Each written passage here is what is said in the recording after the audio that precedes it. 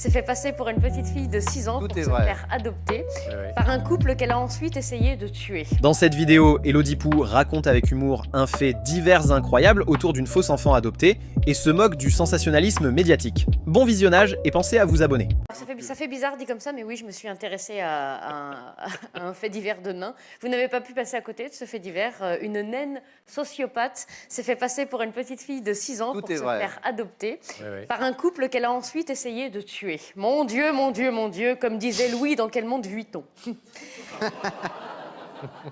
Alors évidemment, ça se passe aux États-Unis, normal. Et ça a fait couler beaucoup d'encre, un peu comme une imprimante.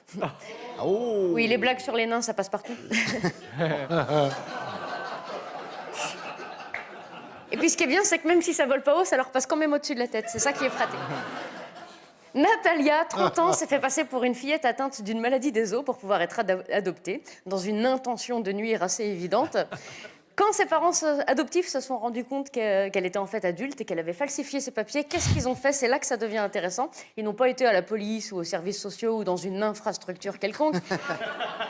Ça aurait été trop normal. Non, ils ont à leur tour falsifié ses papiers pour lui donner 22 ans, la majorité américaine, et ensuite ils l'ont abandonné. Voilà. C'est n'importe quoi. Et c'est bête parce que écologiquement, le nain est parfait et ça prend son bain dans un lavabo, tout le monde y gagne. Et tout ceci n'est pas un scénario, ça ressemble à un scénario, mais malheureusement, c'est une histoire vraie. Et je peux vous dire que Pierre Bellemare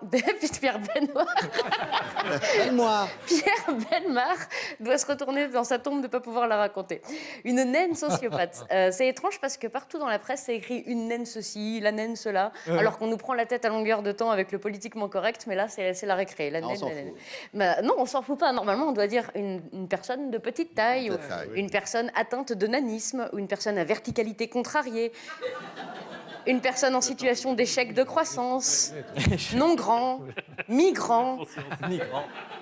Si vous aussi, vous avez des idées novatrices quant à la dénomination des personnes de petite taille, envoyez vos propositions au 3615, code Mimi.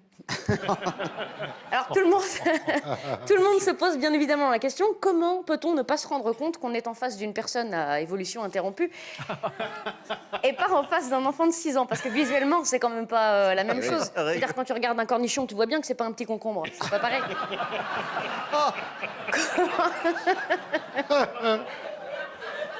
C'est vrai. C'est plus dodu, il y a un truc. Enfin bref. Comment ont-ils pu confondre? Y avait-il du brouillard le jour de l'adoption? Les parents portaient-ils les mêmes lunettes que Gilbert Montagnier? Ou bien se sont-ils dit, oui, cet enfant est bizarre, mais peut-être a-t-elle grandi à Rouen? Eh bien, je vous laisse juger par vous-même si la photo de l'enfant peut apparaître. Vous verrez que ça peut être trompeur et je n'ai plus de mots, donc il va falloir qu'elle apparaisse bien vite. Alors, on m'informe qu'il n'y a pas la photo. Mais alors moi qui l'ai vue. Quoi? Je l'ai envoyée. C'est trompeur. C'est incroyable, c'est vraiment... On dirait vraiment une... Bon, là, on a un peu gâché l'effet, mais je vous jure que c'est vrai. Croyez-nous sur parole. C'est incroyable. À une enfant, c'est une enfant de... Elle ressemble à une enfant. Et quand on la voit, on se dit, j'ai vu des enfants plus beaux, mais croyez-moi, j'ai vu des enfants plus moches. Si les parents ne se sont doutés de rien au début, ils se sont interrogés quand la petite Natalia a commencé à délaisser Petit Ours Brun pour regarder Colombo, quand elle a vidé son chocolat du matin dans l'évier pour aller se faire un latte macchiato Nespresso What Else, ou quand elle a jeté dans la cheminée le DVD de Blanche-Neige et les 7 personnes à agrandissement non progressif.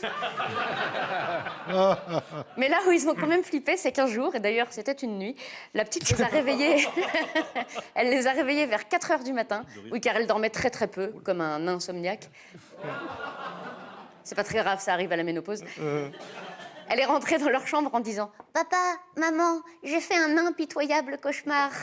J'ai rêvé que vous aviez fait un emprunt à taux négatif et que les banques centrales avaient ramené leur taux directeur à 0. Je peux dormir avec vous ?» Alors là, ils se sont dit, soit cette gamine est super intelligente, en même temps, il vaut mieux être un instruit qu'un inculte, soit il y a une couille dans le potage. En tout cas, elle a continué à les faire bien flipper jusqu'à presque leur causer un infarctus. Elle faisait des choses dangereuses, comme les pousser dans les escaliers ou verser de la javel dans leur café. Mais après tout, qui sommes-nous pour juger des traditions des personnes à expansion non achevée? Bon, au bout d'un moment, ils ont quand même pris les choses en main.